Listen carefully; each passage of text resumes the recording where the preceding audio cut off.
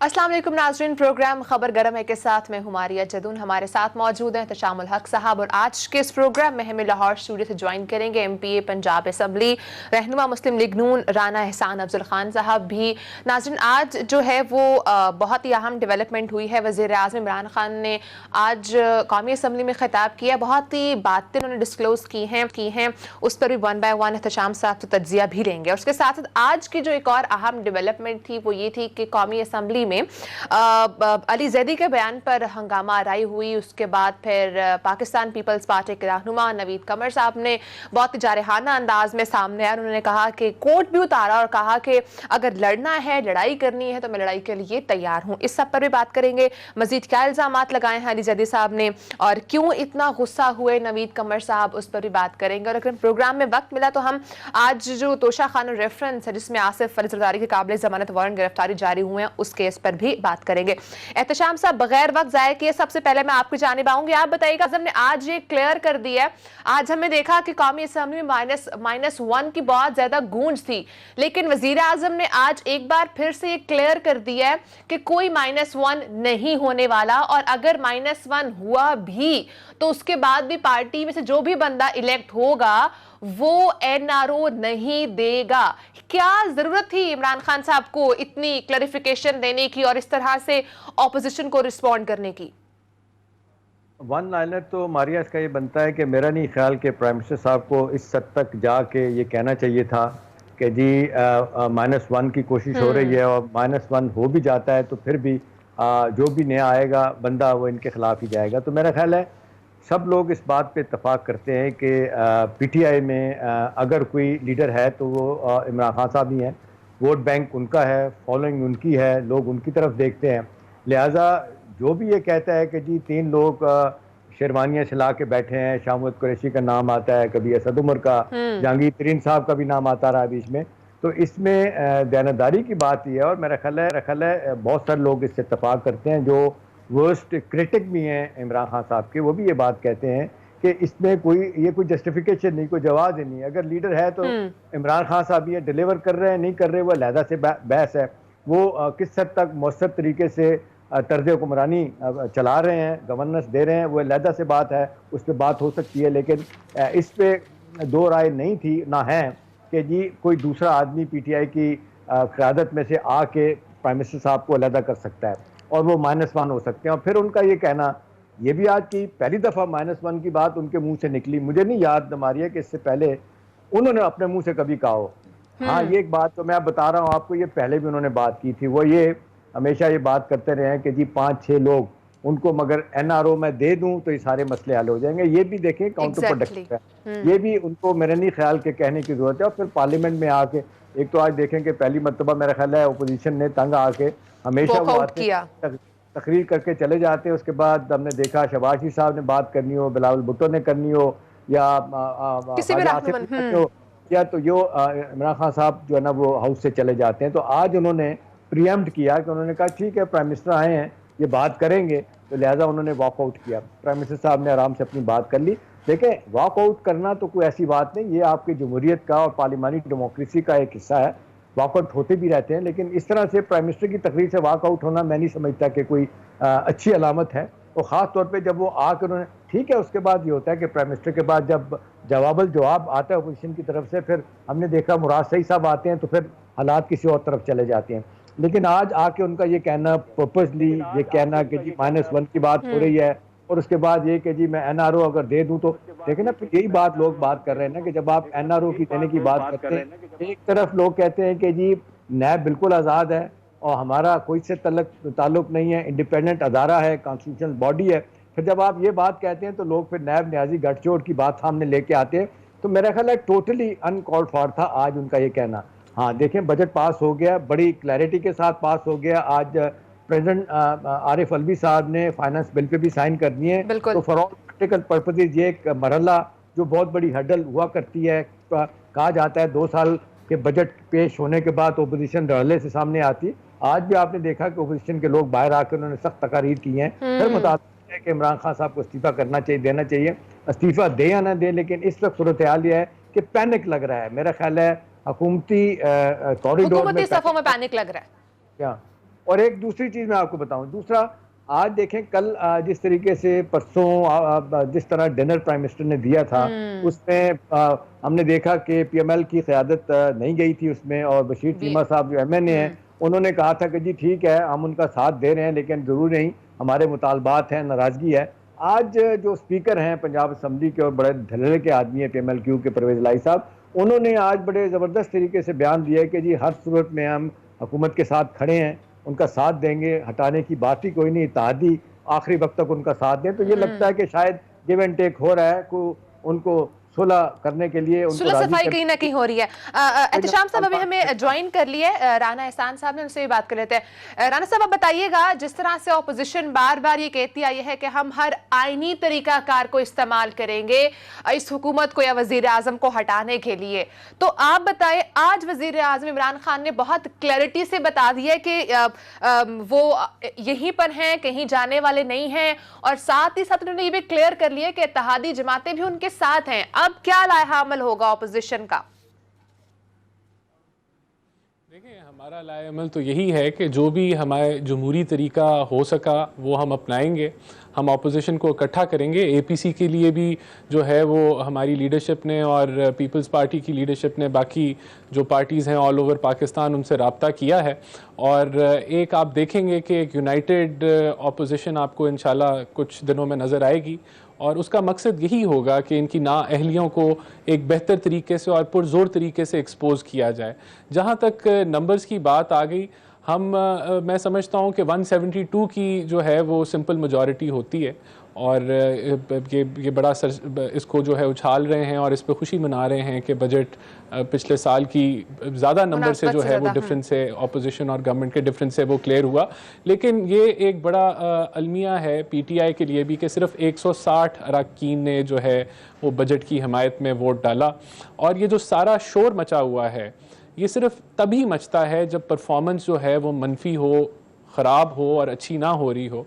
और आपने देखा कि ये असेंबली में जितने भी लोग बैठते हैं ये वोट लेके आते हैं, इन्होंने अवाम को जवाब देना होता है। आज ये एक हकायक है कि PTI के MNAs और MPAs जो हैं अवाम के साथ इतना मिलजुल नहीं रहे। एक तो कोरोना भी है, दूसरा ये कि उनको वो जवाब नहीं दे सकते, क्योंकि जो एक आम आदमी है उसकी ज़िंदगी में पिछले 2 सालों में सिर्फ मुसीबतों में इजाफा ही हुआ है। आप जो खाने पीने की अशिया हैं उनकी कीमतों की बात कर लें, बिजली गैस की कीमतों की बात कर लें, जॉब्स जो हैं वो कोई 1 करोड़ के लगभग जो है वो कम हो गई हैं पाकिस्तान के अंदर। इसी तरह पॉवर्टी लाइन के अंदर 50% पाकिस्तान जो है वो बिलो पॉवर्टी लाइन चला गया, जो कि 28% था जब हम छोड़ के गए। तो ये जो परफॉर्मेंस है ये एक जी एहसान साहब, पहली तो बात है कि आपको वेलकम करते हैं। आपके वालिद साहब राना अफजल साहब से मेरा बड़ा ताल्लुक था और माशाल्लाह बड़े ज़बरदस्त लीडर थे, बड़े ख़ास तौर पे इकोनॉमी पे बड़ा उनका अबूर हासिल था उनको, तो वेलकम करते हैं अपने शो में। देखें इस वक्त जो एहसान साहब बात हो रही है वो ये है कि नंबर्स गेम को छोड़ देते हैं। इस वक्त जो इल्ज़ाम लग रहा है ना गवर्नमेंट के लेवल पे, तो हम देख रहे हैं कि जो किस्म हो रहा है कि जी तर्ज हुक्मरानी ठीक नहीं है, गवर्नेंस बेहतर नहीं हो सकी, वादे पूरे नहीं किए गए, एक के बाद दूसरा स्कैंडल सामने आ रहा है। दूसरी तरफ ये कहा जा रहा है कि इतना कुछ होने के बावजूद कोई जॉइंट ओपोजिशन नहीं बन पा सकी, पीपल्स पार्टी PMLN इकट्ठे नहीं हो सके। फिर मौलाना फजल रहमान साहब आज भी गिला करते हैं मुझे धोखा दिया गया, फिर इकट्ठे होने की बात हो रही। सवाल ये कि क्या वजह, क्या चीज़ ऐसी माने हैं कि सड़कों पे आप नहीं आ सकते। अब कहा जा रहा है कि सड़कों पे आएंगे, तो हुकूमत, तो वो लोग कहते हैं कि चाहे जितनी भी नाअहली का सबूत दे, हुकूमत के लिए ओपोजिशन, आज की ओपोजिशन जो है ना वो कोई खतरा नहीं है। जी एहसान क्या कहेंगे? देखिए, सड़कों पे आना कोई बड़ी बात नहीं है। अब जब जो है मौलाना फजल रहमान ने धरना किया तो सारी पार्टीज़ ने उसमें पार्टिसिपेट किया। असल इशू क्या है, ये बैसाखियों पे हुकूमत आई है, इसको बैसाखियाँ किसी और ने दी हुई हैं। सब जानते हैं कि किस तरीके से ये सिलेक्टेड हुकूमत है, उसी सपोर्ट के पीछे ये खड़े हैं। बाकी जो नंबर गेम है वो जब टाइम आएगा तो ऐसे कोलैप्स करेगी कि इनको समझ भी नहीं आएगी। मैं समझता हूँ कि वो वक्त आ गया है कि यहाँ कुछ अदारे समझ जाएं कि ये हुकूमत परफॉर्मेंस नहीं दे सकती। जहाँ तक ऑपोजिशन का जो है वो इकट्ठे होने की बात है, ऑपोजिशन ज़रूर इकट्ठी होगी। APC के बाद मैं समझता हूँ ज़रा हरकत तेज़ हो जाएगी। अभी सड़कों पे आने की जो मसला है वो कोरोना की ही वजह है, और मैं समझता हूँ कि जो आगे का लाएअमल है वो हमारे लिए तो बड़ा क्लियर है। हम समझते हैं कि कोई भी निज़ाम जो है अगर चेंज होना है तो उससे पहले जो है एक चार्टर ऑफ डेमोक्रेसी को रिन्यू करने की ज़रूरत है, चार्टर ऑफ इकोनॉमी पे बैठने की ज़रूरत है। जब तक हम नहीं तय करेंगे कि ये सिस्टम कैसे चलना है, तब तक जो है मैं समझता हूँ मुल्क की तरक्की में लेकिन ऑपोजिशन इस वक्त मुतहरिक है, जिस तरह से आपने बात की है कि एपीसी भी हम बुलवाने लगे हैं और बहुत मुतहरिक नजर आएगी ऑपोजिशन। एहतशाम साहब, इसी पर मैं आपसे टेक लूंगी, जिस तरह से अभी एहसान साहब ने बात की है कि ऑपोजिशन अभी आपको एक पेज पर नजर आएगी, आपको क्या लग रहा है? जैसे भी आपने बात की है कि मौलाना फजल रहमान साहब भी इनसे नाराज हैं, प्रॉपर तरीके से एक पेज पर बुलाने की कोशिश तो कर रहे थे लेकिन वो आ नहीं सके हैं, तो क्या अब इस बार ये मुमकिन हो सकेगा तमाम ऑपोजिशन पार्टीज जो है वो एक पेज पर आए और एपीसी बुलवाएं और तमाम जो भी डिस्कशन होती है उस पर एक ही पेज पर आ जाएं और कोई खिलाफात ना हो?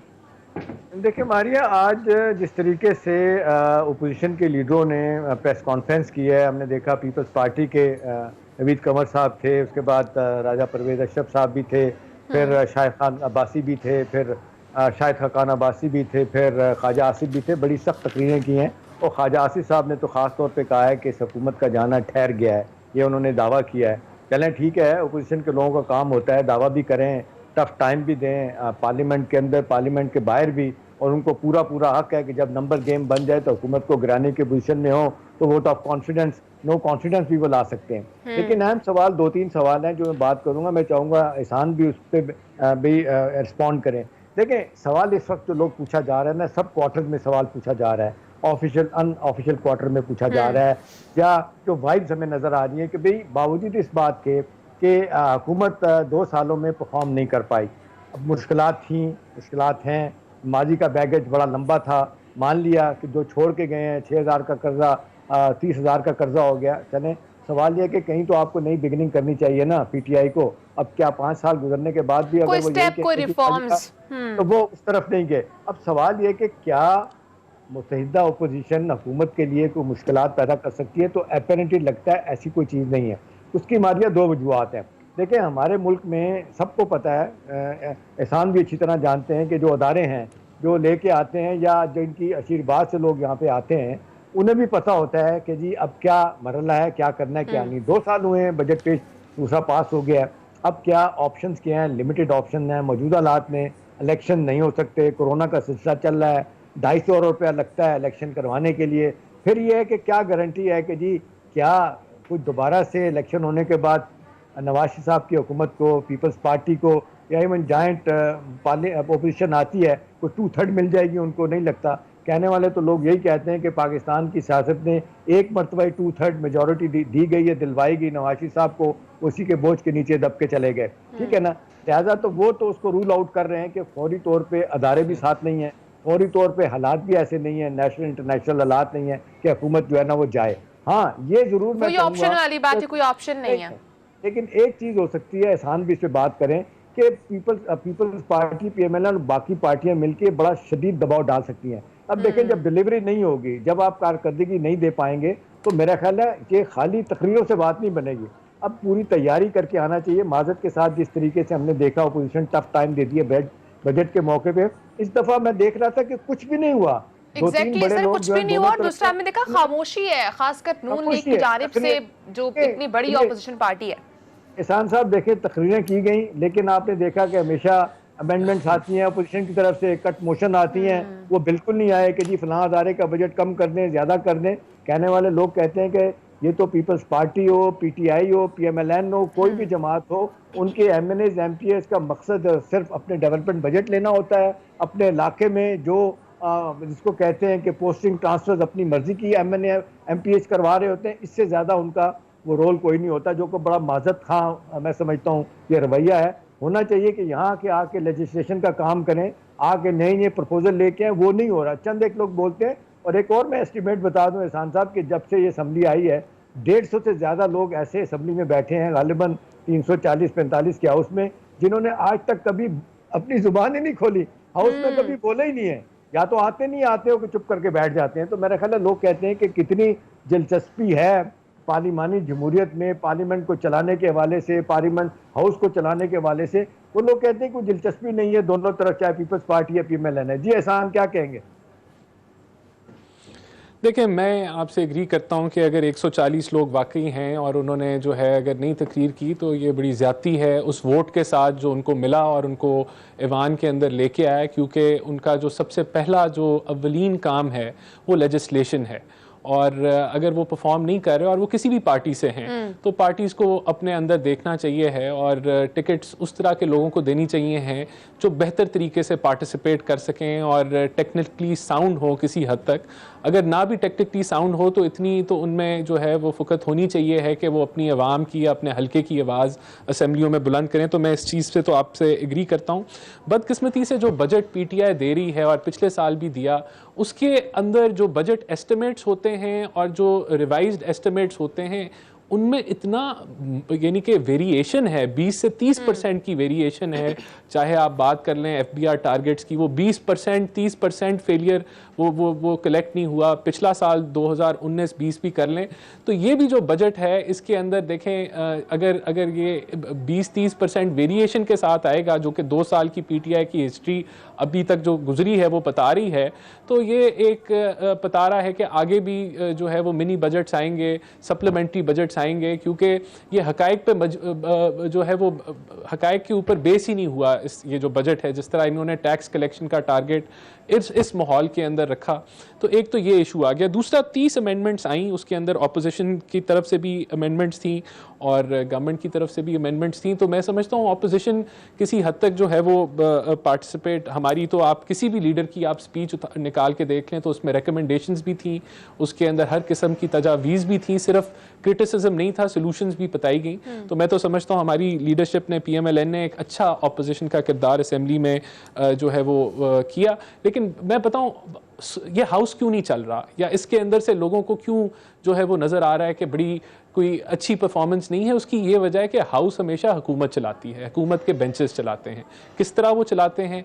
वो बर्दाश्त के साथ चलाते हैं, पेशेंस के साथ चलाते हैं। हुकूमत बड़ी होती है और अपोजिशन का काम होता है एग्रेसिव हो। जब हम लोग एग्रेसिव होते हैं तो उसके बदले में बजाय कि वो पेशेंस का मुजाहरा करें और जवाब दें टेक्निकली तौर पे कि उनकी क्या परफॉर्मेंस है, वो भी नेम कॉलिंग और गाली गलोच पे आ जाते हैं। और आप देख रहे हैं कि ये माहौल एक वहीं रुक जाता है। हमने भी 5 साल अपोजिशन की 2013 से 18 के अंदर, लेकिन उसके अंदर हमने पेशेंस का मुजाहरा किया और एक आपने देखा कि हाउस चलता हुआ नजर आया। एक तो ये बात अभी भी बहुत ज्यादा पेशेंस शो कर रही है नून लीग। जिस तरह से भी एहतशाम साहब ने बात की है कि थोड़ा सा एग्रेसिव होना पड़ेगा, बताना पड़ेगा, थोड़ी रुकावट बनना पड़ेगा। लेकिन एहतशाम साहब, मैं वापस उस टॉपिक पर आऊंगी, -1 पर। वज़ीर आज़म इमरान खान ने ये भी बात की है कि अगर कोई और भी आ गया तो वो पार्टी का जो बंदा होगा वो एनआरओ फिर भी नहीं देगा।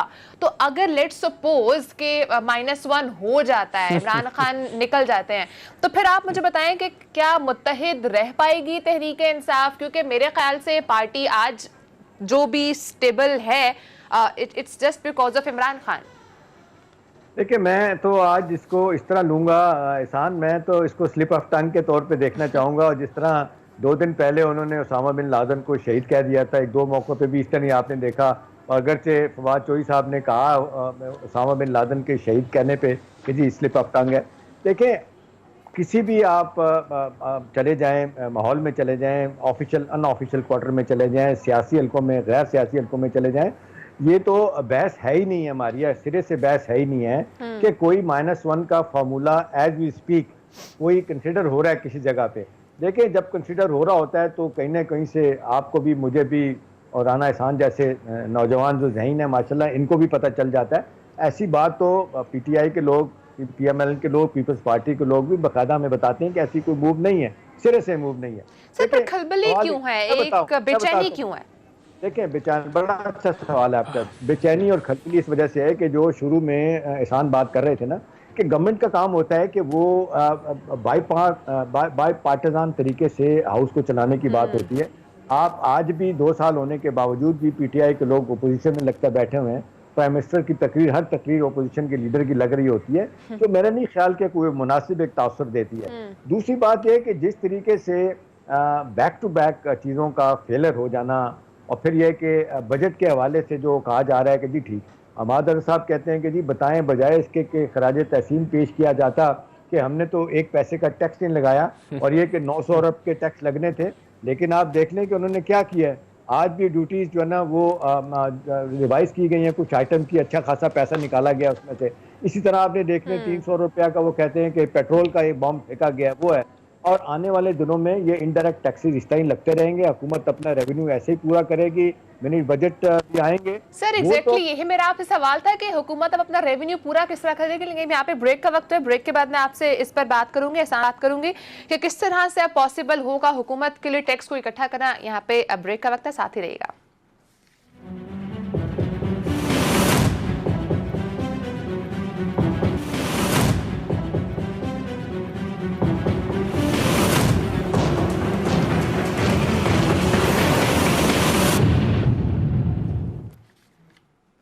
वेलकम बैक नाज़रीन। एहतशाम साहब, जैसे आप बात कर रहे थे कि रेवेन्यू इकट्ठा करेगी छोटे छोटे बम गिराकर हुकूमत आवाम पर, तो ये तो वो वाली बात हो गई, कान को दाएं जानिब से पकड़े या बाएं जानिब से। एट द एंड मुश्किलात तो आवाम के लिए हैं। देखिए, मुश्किलात तो आएंगी, बहुत ज़्यादा आएंगी। अल्लाह माफ़ करे, जिस तरह कोरोना वायरस के हवाले से आप देख लें कि जो इतना ज़्यादा नुकसान हो चुका है, और आइंदा आने वाले दिनों में भी सारी दुनिया की इकोनॉमी जो है बैठ गई हैं, तो हम तो ज़ाहिर है हमारा तो आधे से ज़्यादा बजट फंड ही बाहर से होता है। और रिजल्टेंटली आप देख लें, हमारा ख़ास तौर पे एक्सटर्नल सेक्टर, अगर बाहर से पैसा ना हो, $22 बिलियन चाहिए इस मौजूदा माली साल जो अब 30 तारीख को शुरू होगा, 30 के बाद यानी नए माली साल में, वो कहाँ से आएगा? इनफ्लोज कम हो गए हैं, आउटफ्लोज ज़्यादा हो गए हैं। जो स्टॉक मार्केट में आपने देखा हॉट मनी आया भी था, 3.7 बिलियन डॉलर आए थे, उसमें से $3.1 बिलियन वापस चले गए हैं, 600 बिलियन के करीब रह गए वापस। तो इन हालात में अब आपने देखा कि डिस्काउंट रेट 1% कम भी कर दिया, 7% भी कर दिया। इसके बावजूद आप देख लें कि मामलात ख़राब हैं। और फिर जिस तरीके से आपने देखा कि हुकूमत ने 3 दिन पहले ही तेल की कीमतों को जो बढ़ा दिया है, वो कहा जा रहा है, इल्ज़ाम ये लग रहा है कि वो एक विंडफॉल गेल डबल जो है ना वो ऑयल मार्केटिंग कंपनी को दिया गया। अगर जो हुकूमत यही कहती है कि नहीं, अगर ना करते तो हमारे लिए ज़्यादा मुश्किलात होनी थी। अहम सवाल यह है कि house is not in order. जो कहा जाता है कि जो अपने पार्टी के एक्सपर्ट होने चाहिए वो नहीं है, बाहर से लोग लाए गए हैं, वो जिस तरीके से अपनी मनमानी करवा रहे हैं। वो पहले असद उमर साहब थे, उनको हटाया गया, अब उनको इम्पोर्टेंट पोजीशन भी दी गई है, लेकिन मामलात कोई और देख रहा है, अनइलेक्टेड लोग देख रहे हैं। अल्टीमेटली जिस तरीके से आप देख लें, प्राइम मिनिस्टर साहब बार बार कहते हैं कि जी पूछा जाए कि ये 6,000 से 30,000 कर्जा कैसे हो गया। और भाई 10,000 अरब रुपए का कर्जा तो आप ले चुके हैं। मिनिस्ट्री ऑफ फाइनेंस कहती है कि 2024 में ये पाकिस्तान का कर्जा 45,000 अरब हो जाएगा, वो पीटीआई की हुकूमत में होगा। तो सवाल इस वक्त यह है कि डिलीवरी वो नहीं है, कारकर्दगी नहीं है, अदारे जिस तरीके से जिस तरह कहा जाता था उनको फाल बनाया जाएगा, प्रॉफिटेबल बनाया जाएगा, वो नहीं है। और जिस तरीके से रिफॉर्म की बात थी, चाहे पुलिस को रिफॉर्म करना है, सिविल सर्विस को करना है, FBR को करना है, प्राइवेटाइजेशन कमीशन को करना है, वो कुछ भी नहीं हुआ। हुकूमत के पास कुछ नहीं है फॉल बैक करने के लिए, सिवाय इसके कि बैक टू बैक टैक्सेस लगाए। अब लगाएगी तो ज़ाहिर मुश्किलात होगी। पेट्रोल पंप गिरने से आप ही देख लें कितनी ज़्यादा इजाफा हो गया है महंगाई में। तो हुकूमत के लिए तो परेशानी है। लेकिन एक चीज़ जिसका जवाब मैं चाहूँगा, -1 के हवाले से एहसान भी ज़रूर बात करें। मुझे नहीं लगता दूर दूर तक ऐसी कोई बात है, क्योंकि ऑप्शन नहीं है, इनको हटाने का ऑप्शन नहीं है। पार्टी के अंदर आप 3-4 लोग हैं, कौन है, अब कौन बात सुनेगा? शाहमद कुरैशी की कौन बात सुनेगा? वो कल पार्टी में आए हैं, 2006 में असद उमर साहब आए हैं, चले वो बुनियादी तौर पे पार्टी के आदमी पुराने हैं। ठीक है, यानी कि इन शॉर्ट हम ये कह सकते हैं कि बेचैनी है। कहा जाता है जहां आग होती है वहीं से धुआं उठता है। एहसान साहब, आप इस पे कैसे कमेंट करेंगे? ऑपोजिशन की जानिब से कहा तो ये जा रहा है कोई इस तरह की प्लानिंग नहीं है कि हुकूमत को गिराने की बातें की जा रही हूँ ऑपोजिशन के अंदर, तो फिर किस तरह से क्या लाया अमल होगा? देखें, फंडामेंटल फैक्ट क्या है, पब्लिक परसेप्शन ये कहती है कि ये सिलेक्टेड हैं। अब इन्होंने आके क्या किया, उसके मुताबिक तो इनको फुल सपोर्ट है, और एक हाइब्रिड निज़ाम है जहां कुछ 40 से 50 लगभग ऐसी पोस्ट्स हैं जो कि आर्म्ड फोर्सेस के जो हैं पर्सनल उनको चला रहे हैं। लेकिन इस सपोर्ट के बावजूद आपने देखा कि यहाँ दहशत गर्दी भी ख़त्म हो चुकी थी, इस मुल्क में लोड शेडिंग भी ख़त्म हो चुकी थी, यहाँ LNG की शॉर्टेज भी ख़त्म हो चुकी थी, और फॉरेनर भी आ गया था, CPEC का प्रोजेक्ट भी इनरोल था। तो इनके लिए सिर्फ सवाए करंट अकाउंट डेफिसिट के और कोई इशू नहीं था। लेकिन इस सपोर्ट के बावजूद, 1 पेज के बावजूद आपने देखा कि शुगर की स्कैंडल आ गया, वीट का स्कैंडल आ गया, गया, मेडिसिन 200% बढ़ गई, मेडिकल स्कैंडल आया, पेट्रोल का इतना ज़बरदस्त स्कैंडल आया कि दुनिया के अंदर जो था वो गलट था पेट्रोल का, वो कहते थे मुफ्त ले जाओ, और यहाँ शॉर्टेज हो गई। और फिर इन्होंने एक इसके ऊपर बजट पे बात हो रही थी, मैं आपको बताना चाहता हूँ कि इस साल के बजट में उन्होंने 460 अरब रखा है लेवीज की सूरत हाल में। इसका ये मतलब है कि ये बाय प्लानिंग बनाया गया, इसकी जो प्राइस इंक्रीज की, अगले पूरे साल ये जो अपना जो लेवी है वो 30 रुपए से ऊपर लेके जाएंगे। लोकेस्ट का अटैक हुआ, उसको किस तरीके से मिसमैनेजमेंट किया गया, अनएम्प्लॉयमेंट हो गई, लार्ज स्केल मैन्युफैक्चरिंग लगातार 2 साल से मनफी चल रही है, डॉलर को 2 साल गुजर गए हैं, ये कंट्रोल नहीं कर पाए। फवाद चौधरी ने जो बम फाड़ा आपके सारा सामने है, middle of the IMF deal, Pakistan की तारीख में ऐसे नहीं हुआ होगा कि आधी डील एक फाइनेंस मिनिस्टर ने की फिर दूसरी ने की। मसला फंडामेंटल ये है कि इनसे हुकूमत नहीं चल रही। अब अगर पाकिस्तान को ऐसे ही चलाना है तो ये ऐसे चलता रहेगा, और नेगेटिव ग्रोथ हो जाएगी, और मसाइल बढ़ जाएंगे, और डेट चढ़ जाएगा। अब ये पूरी कौम को सोचना है, ख़ास तौर पे जो हमारे जो जिनको हम कहते हैं कि जो कंट्रोलिंग फोर्सेस हैं, या जिनसे हम डस गए, या जो जिन्होंने हमें ज़्यादा पसंद नहीं किया जबकि मुल्क तरक्की की राह पे था, तो उनको सारे स्टेक होल्डर्स को जो है हुकूमत चलाने का हिस्सा है पाकिस्तान में, उनको सोचने की ज़रूरत है कि निज़ाम को हमने इसी तरह चलाना है, इस तरह चला के क्या पाकिस्तान बच पाएगा। ये तो एक नेशनल सिक्योरिटी रिस्क बन चुके हैं। तो इस सूरत हाल में मैं समझता हूँ कि ये एक आपसे कोई सवाल करना चाह रहे हैं तशाम साहब? एहसान, मैं ये कह रहा था कि आप कहते हैं कि हमें जो को पसंद नहीं कर रहा, 30 साल तक उन्होंने आपको पसंद किया, 20 साल तक पंजाब में आपको पसंद किया, ये तो ना कहे ना आपको, मतलब सारी सियासत ही आपकी रूलिंग फैमिली की जो है, हमने हर टेन्योर में, और हमने हर टेन्योर में परफॉर्म किया, हमने हर टेन्योर में पसंद किया।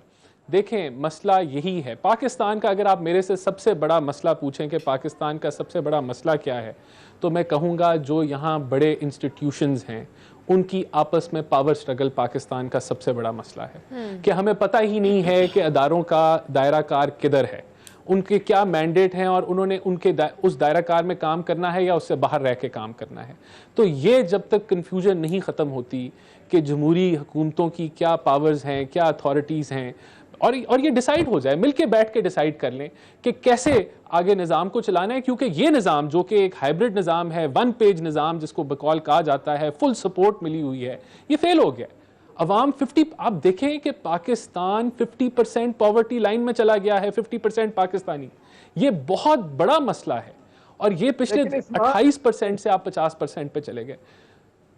देखिए एहसान, जो हमारी मेहनत थी, जो हमारा एफर्ट था, 5 साल जो हम मैं एग्री करता हूँ इस बात से कि जो तरीकाकार है मुल्क में तय हो जाना चाहिए, जो अदारे हैं उनके दरमियान तय हो जाना चाहिए कि किसकी क्या अथॉरिटी है, किसकी क्या पावर है, हर अदारे को अपने डोमेन में रहना चाहिए। तो सवाल तो यही है कि आप देखें ना, ये जो Charter of Democracy Peoples Party PMLN के दरमियान हुआ था 2006 में लंदन में, मरूमा बिस भुट्टो और नवाशी साहब के दरमियान, उसमें क्या था? यही था कि जी आज के बाद हम किसी सूरत में भी हम नहीं अपना जाएंगे फौज के पास, या जो अदारे ऐसे हैं जिनका कोई ताल्लुक वास्ता नहीं है सियासत से, उनके पास नहीं जाएंगे। आपने देखा बीबी मरूमा चली गई, उनके मामलात किस तरीके से मुशर्रफ साहब के साथ तय हो गए थे, उन्होंने जिस तरीके से डिफाई किया इस मामले को, इससे हटे माहदे से। इस तरह उसके बाद भी आप देख लें कि आपकी पार्टी के लोग भी जब भी मौका मिलता है, शहबाज शरीफ साहब हो, चोई निसार साहब हो, जिस तरीके से फॉर्मर आर्मी चीफ, सेनेट का इलेक्शन देख लें, सेनेट चेयरमैन का इलेक्शन देख लें आप, बिल्कुल आप सही फरमा रहे हैं। देखें, ये हमें सीखना पड़ेगा अपनी तारीख से, और हमें इसके ऊपर जो है वक्त भी देना पड़ेगा, और हमें बैठना पड़ेगा, क्योंकि मामलात जिस तरह चलते रहे हैं उस तरह आगे नहीं चल सकते। और ये सेटअप तो जो है मैं नहीं समझता, देखें अवाम का एतमाद, जब तक बिजनेस कम्युनिटी का, फॉरेन इन्वेस्टर्स का एतमाद ही ना हो हुकूमत पे, और एतमाद कैसे बनता है कि हुकूमत डिलीवर करती है अपने प्रोमिसेस पे। यहाँ तो हमें यू टर्न नज़र आ रहा है। तो ये देखें, एतमाद के बगैर, ट्रस्ट के बगैर प्राइवेट सेक्टर हो गया, SME सेक्टर हो गया, कुछ नहीं चल सकता। ये जिस तरह चल रहा है उसी तरह चलेगा या उससे खराब होता जाएगा। मैं आपसे एग्री करता हूँ, आपसे एग्री करता हूँ, और परसेप्शन बड़ा मैटर करता है। और आज वो आप देख लें, मेरा ख्याल है जो बॉम्बशेल गिरा है, आप यूरोपियन यूनियन ने 6 माह के लिए PIA की फ्लाइट्स मुअत्तल कर दी हैं पूरे यूरोप में। मेरा ख्याल है इससे ज्यादा हजीमत की बात, एम्बैरेसमेंट की बात नहीं हो सकती। और आप देख लें कि फिर अब मैं देख रहा था वियतनाम की गवर्नमेंट ने वहाँ के जो एयरलाइन है उसमें PIA उन्होंने उनको ऑफलोड कर दिया है, ग्राउंड कर दिया उनको कि आप जहाज नहीं चला सकते। इसी तरह कुछ और एयरलाइन भी हैं। देखिए परसेप्शन तो बहुत ख़राब हुआ। हुकूमत के लोग ये कहते हैं कि जी हमने ये तैयारा के जो हादसे की रिपोर्ट हमने पेश किया है, हमने बड़ा अच्छा काम कर दिया है कि जी जिस तरीके से हमने कह दिया 140 और 160 के करीब लोग जाली लाइसेंस के साथ थे। भाई आपको इन हाउसेस को देखना चाहिए था। आप सड़क पे आकर अपनी डर्टी लिनन जो है ना साफ कर रहे हैं, आप बैठ के फैसला करते क्या करना चाहिए। कोई इन हाउस को तरीका एक सवाल के निशान हो गया। एहतशाम साहब जिस तरह से अभी बात की है एहसान साहब ने कि हमें मालूम होना चाहिए किस इदारे का क्या काम है, इदारों को सियासत में मुदाखलत नहीं करनी चाहिए। और मेरे ख्याल से अभी नून लीग जिस तरह से एक मौक़िफ़ पर है, तो अभी रिसेंटली जो शहबाज शरीफ साहब का बयान सामने आया था वो तो ये कह रहे थे कि मुझे बुलाया गया था, मैं आया हूँ, और मुझे तो ये भी कहा गया था कैबिनेट रेडी है आपकी, सब कुछ रेडी है, आपने सिर्फ आकर संभालना है। देखिए वो उस पर बहुत बातचीत हो चुकी है। जो सुहेल वड़ाइच साहब को उन्होंने इंटरव्यू दिया था, उसके बाद फिर उनका एक और इंटरव्यू भी हुआ था सलीम साफ़ी के साथ। उसमें उन्होंने कहा कि जी मैंने ऐसे बात नहीं की थी जिस तरीके से पेश किया गया। लेकिन अब देखें वो प्रिंट मीडिया नहीं रहा कि आप अपनी बात छुपा सकते हैं। अब तो आप देख लें टेलीविजन फ़ौरन दिखा देता है। अभी फवाद चौधरी साहब ने यही बात की थी जब उन्होंने कहा था कि जी किस तरीके से पार्टी के अंदर इख्तलाफात पैदा हुए, जहांगीर तरीन को किस तरीके से असद उमर ने निकाला। असद उमर जब अथॉरिटी में आए जहांगीर तरीन को उन्होंने निकलवा दिया। उन्होंने कहा देखिए जी मैंने तो ये नहीं कहा, तो बार बार TV पे उनके बयान चल रहे थे। इससे तो आप भूल ही जाएं कि कोई ये तो कह पहले सकता है बयान दे दिया जैसे बाद में कह देते हैं सियाको सबाक से हट कर दिया गया। अच्छा एहतशाम साहब, एक और आज का जो अहम इशू जिस पर हम बात करना चाह रहे हैं, अब जिस तरह से आज अली जैदी के बयान पर हंगामा बर्पा हो गया, फिर पीपल्स पार्टी रहनुमा नवीद कमर साहब ने कोट उतारा, एग्रेसिवली सामने आए और कहा कि अगर लड़ना है तो मैं लड़ने के लिए तैयार हूँ। डिसाइडेड के वो पीपल्स पार्टी के हैं, नून लीग के हैं या PTI के हैं, हम जमात को साइड पर रख देते हैं। क्या इस तरह का रवैया पाकिस्तान को इस क्रूशल टाइम में गवारा करता है? देखें ये डेस्परेशन क्यों है। अली जैदी साहब का ये दूसरा तीसरा स्टेटमेंट जो है ना ये इन दिनों में आया है। कराची में उन्होंने 2 दफ़ा पहले भी उज़ैर बलेस के बारे में बात की थी और पीपल्स पार्टी का नेक्सस साबित किया था। 140 लोग कहते हैं उन्होंने मारे हैं और जिस तरीके से वो कहते हैं पीपल्स पार्टी की पूरी आशीर्वाद उनको हासिल थी। ये सारी बातें बड़े वाज़े तौर पे वो कर रहे होते हैं।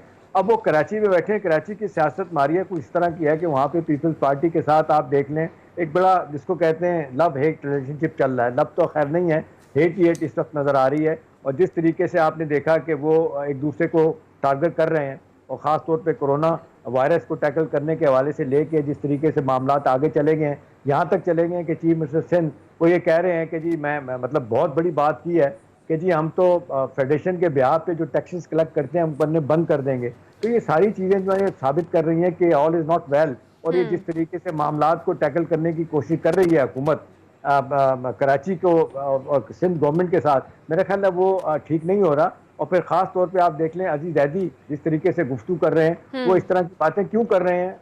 कल आपने देखा कि 2 लोगों के दरमियान झगड़ा होते होते रह गया पार्लियामेंट में, फवाद चौधरी साहब के दरमियान और ख्वाजा आसिफ के दरमियान, और आज इस तरह का वाक़या हुआ। बड़े तमल वाले आदमी हैं, हमने देखा इस लिहाज से का नवीद कमर साहब। और ये बैक टू बैक इन्होंने कराची में भी प्रेस कॉन्फ्रेंस की थी अली जैदी ने और इस तरह की बातें की थी। पीपल्स पार्टी को टारगेट कर रहे हैं। तो मेरा ख्याल है सियासी तौर पे तो आप एक दूसरे को भले टारगेट करें, लेकिन वो कहते हैं कि मामलात को चलाने के लिए भी आपको कोई हिकमत अमली देखनी पड़ेगी। ये सिंध आपका एक फेडरेटिंग यूनिट है। ऐसा नहीं हो सकता कि आप इस तरीके से रोज़ाना बयानबाजी करके मेलाइन करके और एक्विजिशन काउंटर एक्विजिशन हो रहे हो। ये बात अच्छी नहीं लग रही। और ठीक है ये एक इख्तलाफ पैदा हुआ कोरोना वायरस के कॉन्टेक्स्ट में और अब बढ़ता चला जा रहा है। मेरा ख्याल है अब प्राइम मिनिस्टर साहब को चाहिए कि इस पर मीटिंग दें, वो CCI की मीटिंग बुलाएं और जो इख्तलाफी मामलात हैं सिंध के साथ तय करें। लेकिन जिस तरीके से आके अली जैदी साहब को रात का ये मामला हुआ, अब देख रहे हैं इजलास आज या कल में ख़त्म हो जाएगा, फिर कहा जा रहा है 2 दिन बाद फिर एक इजलास रिकन्सिल किया जाएगा। वो फिर हमने देखा कि ओपोजिशन की पार्टियां जो है ना हुकूमत के लिए मुश्किलात पैदा करेंगी। लेकिन टोटली अनकॉल फॉर था, ये बात तरीके से की जा सकती थी। मेरा ख्याल है पार्लियामेंट में प्रोवोक नहीं करना चाहिए। बर्दाश्त की जरूरत है इस वक्त हमारे अंदर, पेशेंस। इसी पर मैं ब्रेक के बाद कमेंट लूंगी। एहसान साहब का भी नाज़रीन साथ ही रहेगा।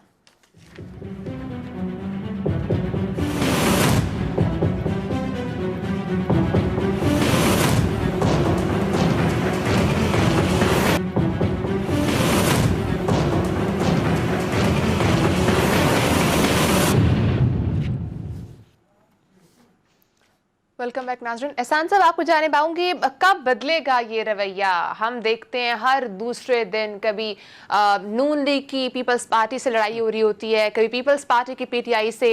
मतलब अब हर रोज जो अरकान हैं वो एक दूसरे में गुत्था मगुत्था होते हैं। क्यों? ये रवैया कब खत्म होगा?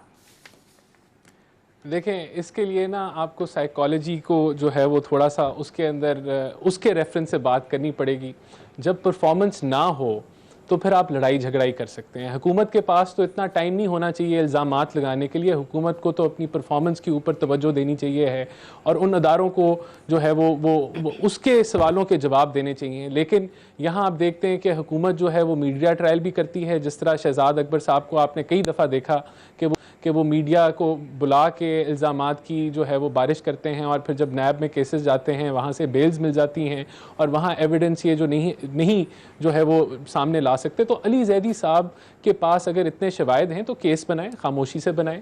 यहाँ यही तो पॉइंट है कि जब आपकी परफॉर्मेंस ही ना हो फिर आपके पास लड़ाई झगड़ा और बढ़ेगा। अगर आगे मैं एक जो है पेशेन गोई कह रहा हूँ कि अगर पीटीआई की हुकूमत की परफॉर्मेंस और ख़राब होगी, लड़ाई झगड़ा आप और ज़्यादा देखेंगे, आप और ज़्यादा एग्रेशन देखेंगे हुकूमत के अंदर, क्योंकि फिर उनको कुछ तो आवाम को दिखाना है। फिर वो हमें वो अपोजिशन को गंदा करके जो है वो सर्वाइव करने की कोशिश करेंगे। लेकिन पीटीआई को ये बात समझ आ जानी चाहिए है कि अगर वो परफॉर्म नहीं करेंगे तो उनकी बचत नहीं है। ये सारे जो इल्ज़ामात हैं जो भी लगाएं, अगर उनमें अज्यूम कर लेते हैं कोई हकीकत है, आप केस बनाएं और प्रोसीड करें। आपको क्या ज़रूरत है कि आप नेशनल असेंबली के अंदर लड़ाई झगड़े का माहौल बनाएं? जब वो केस बन जाएगा और एविडेंस आ जाएगी तो पूरी दुनिया देख लेगी। लेकिन ये एजेंडा नहीं है। एजेंडा सिर्फ अपनी नाकामियों को छुपाना है, ऊंची आवाज़ में, बुलंद व बाला आवाज़ में नेम कॉलिंग करके, इल्ज़ामात लगा के, और यही चलता जा रहा है। और यही वजह है कि हमारी नेशनल असेंबली नहीं चल रही और ये नहीं चलेगी अगर यही रवैया हुकूमत का रहेगा। तो मेरा तो इसमें दूसरा, मैं एक पॉइंट वो जो पायलट्स के ऊपर था मैं बात करना चाहता हूँ कि बिल्कुल अगर बेज़ाब्तियाँ थीं तो उनको हेड ऑन लेना चाहिए है, फेस करना चाहिए है। लेकिन यहाँ भी मैं समझता हूँ कि हुकूमत ने बहुत बड़ा ब्लंडर मारा। अपने इंजीनियर्स को, पायलट्स को डिस्क्रेडिट कर दिया पूरे मुल्क के अंदर, पीआईए को डिस्क्रेडिट कर दिया। खामोशी से इंक्वायरी करते, हल करके, प्रॉब्लम को रिजॉल्व करके फिर अनाउंस करते।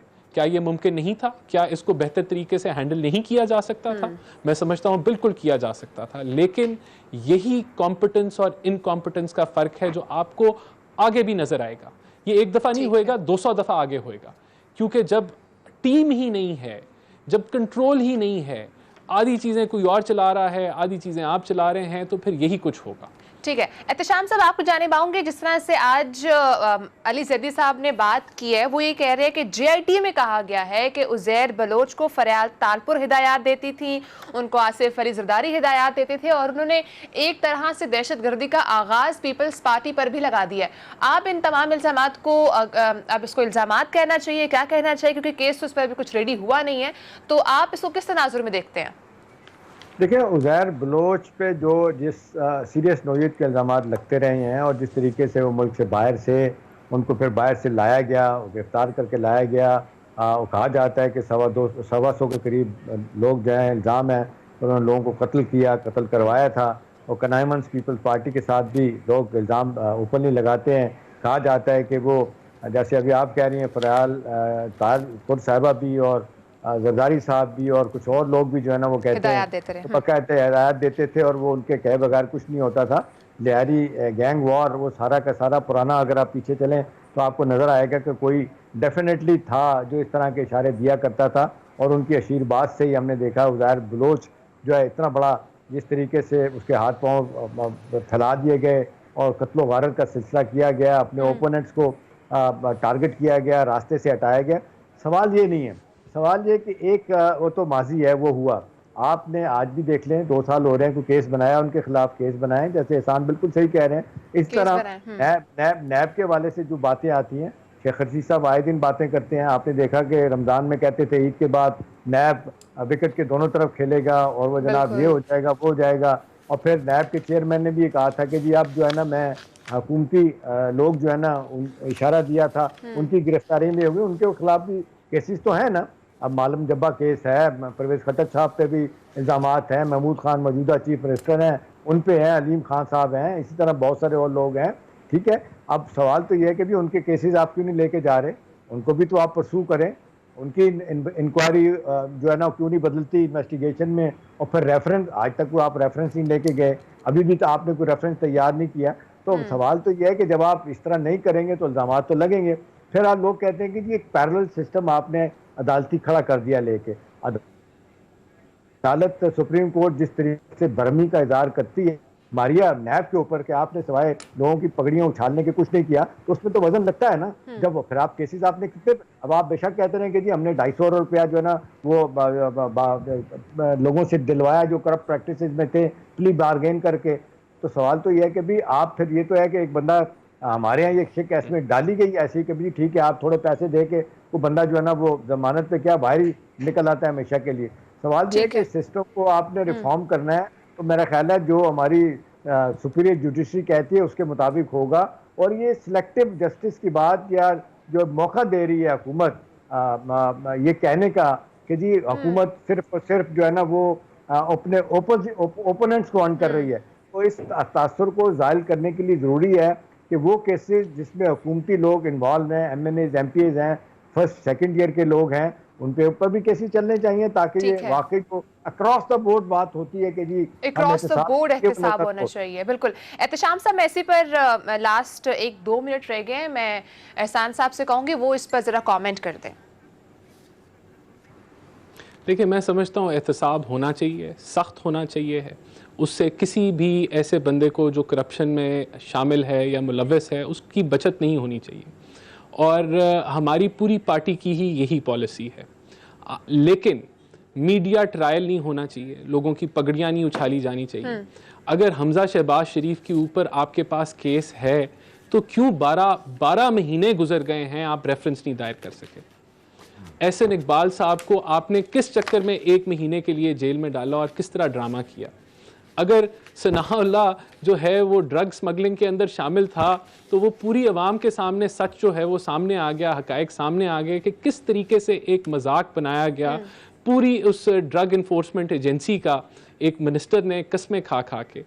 आप अगर आपके पास सबूत हैं आप खामोशी से अपनी कार्रवाई करें, आप बावेला किस चीज़ का मचा रहे हैं, और अक्रॉस द बोर्ड करें, नज़र आए, अवाम का परसेप्शन चेंज करें कि यहाँ अकाउंटेबिलिटी है। ये सारी चीज़ें मैं समझता हूँ कि एक बड़ा ही पाकिस्तान के अंदर बदकिस्मती से अकाउंटेबिलिटी की भी धज्जियाँ उड़ा दी गई हैं।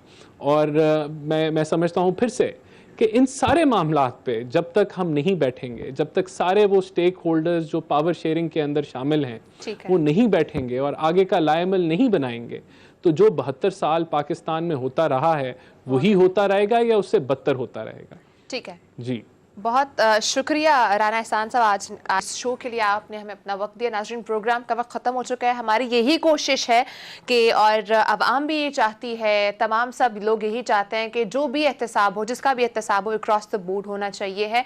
और इसके साथ साथ अवाम की भी यही उम्मीदें होती हैं कि अगर एहतसाब क्रॉस द बोर्ड हो तो ही आगे मामलात चल सकते हैं। नाज़रीन, प्रोग्राम का वक्त ख़त्म हो चुका है। अपना बहुत सारा ख्याल रखिएगा। अल्लाह हाफ़िज़।